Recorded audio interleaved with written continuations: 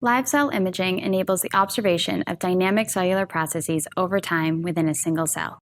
These approaches are powerful for assessing the conditions that impact the dynamic process of cell division and revealing the impacts that defects in mitosis have on daughter cell proliferation and viability.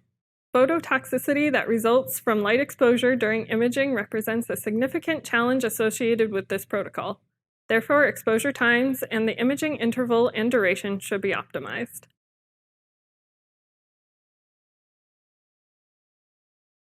Using aseptic technique in a biosafety level 2 safety cabinet, use a sterile disposable glass Pasteur pipette to aspirate the medium from the culture plate containing the cell line carrying the expression construct of interest.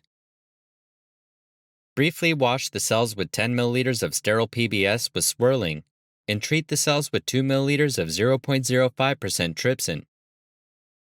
After 2 to 5 minutes at 37 degrees Celsius, add 8 milliliters of fresh medium to the plate to stop the reaction and resuspend the detached cells with gentle pipetting. Transfer the cell solution to a sterile 15 milliliter tube and collect the cells by centrifugation. Resuspend the pellet in 10 milliliters of PBS and centrifuge the cells again. Resuspend the pellet in 10 milliliters of medium for counting and dilute the cells to a 1 to 2 times 10 to the 5th cells per milliliter of cell culture medium concentration. Then seed 500 microliters of cells into each well of a sterile 12-well imaging bottom plate and place the plate in the cell culture incubator to allow the cells to adhere to the plate surface.